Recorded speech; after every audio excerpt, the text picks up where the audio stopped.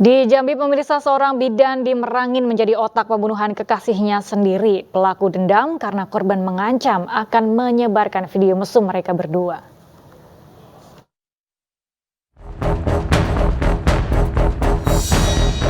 Tiga pelaku pembunuhan berencana terhadap Anang Adriono diringkus polisi dari Polres Merangin, Jambi. Ketiga pelaku ini adalah Puji Rahayu alias Puput yang merupakan kekasih korban.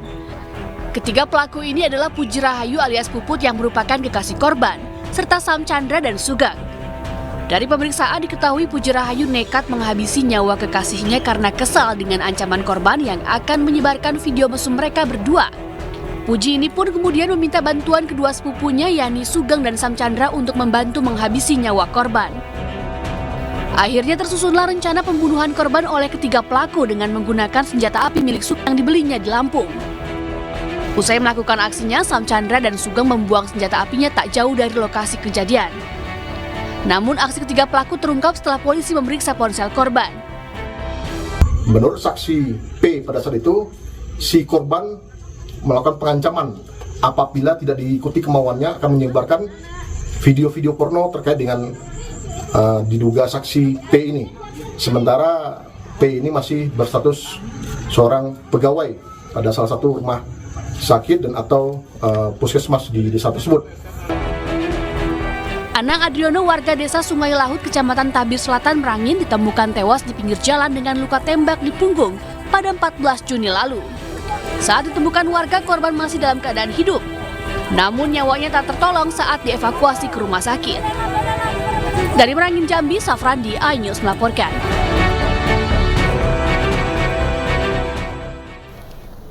Dan untuk membahas lebih lanjut terkait dengan seorang bidan di Merangin, Jambi yang menjadi otak pembunuhan kekasihnya, kita sudah terhubung dengan Kapolres Merangin AKBP Ruri Roberto. Selamat siang, Pak Ruri. Selamat siang, Mas. Halo. Ya. Pak Ruri, ini bagaimana awalnya kemudian bisa terungkap bahwa pelaku adalah kekasihnya sendiri dan bagaimana kronologi penangkapan dari pelaku, Pak? Baik, dapat disampaikan kejadian tersebut sekira pukul 18.30. Kemudian kami melakukan pengembangan terkait dengan olah TKP yang ada di sekitar dan barang bukti yang tertinggal. Pada saat 03.15 dini hari, kami dapatkan informasi salah seorang saksi yang pada saat itu berinisial PR. Dan kami amankan untuk dimintai keterangan. Sampai dengan pagi hari, pemeriksaan secara maraton, sehingga mulai dapat titik terang bahwasanya yang diduga saksi awalnya inisial PR tersebut merupakan orang yang memang kenal dengan korban pada saat itu dan memang berhubungan dengan korban. Dan telah dilakukan pemeriksaan mendalam kepada saksi dan ternyata benar bahwasanya saksi mengetahui terjadinya pembunuhan tersebut. Namun kita di awalnya tidak mudah percaya, tetap kita kembangkan. Itu kronologi awalnya. Oke.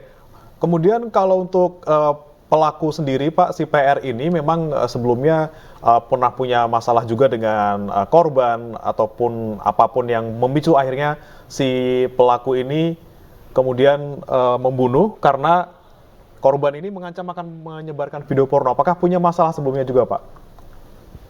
Baik, dapat disampaikan bahwasanya antara korban dan pelaku ini memang sudah ada hubungan. Dan berdasarkan pemeriksaan, mereka ini merupakan teman waktu sekolah.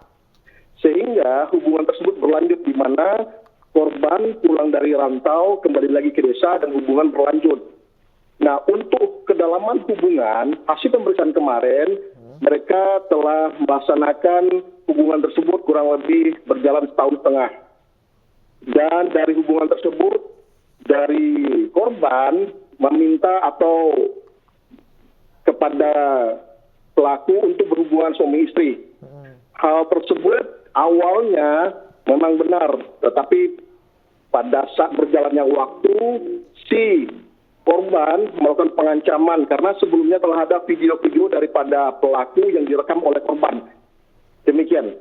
Ya, Pak, apakah betul kedua pelaku ini dijanjikan sejumlah uang begitu?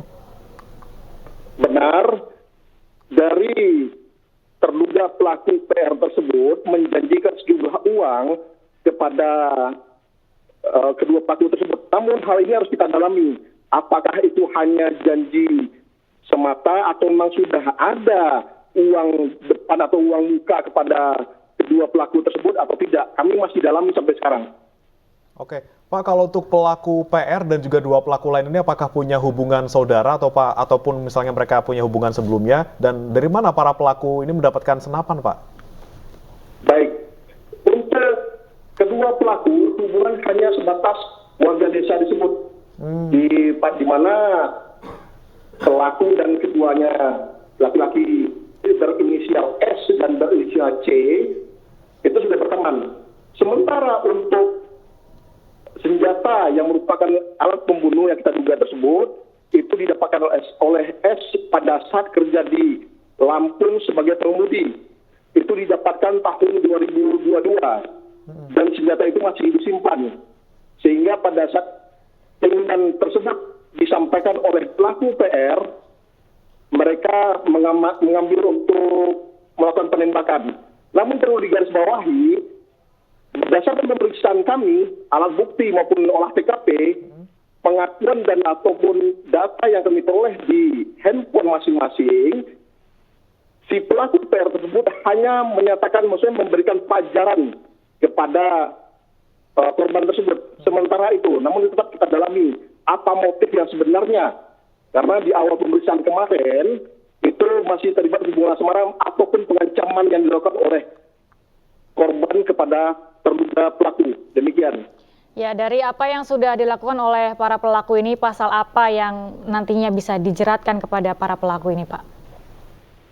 Baik, untuk sementara kita pembunuhan yang dilakukan adalah pembunuhan biasa dan atau bisa terbuka kemungkinan pembunuhan berencana 338 atau 340 KUHP.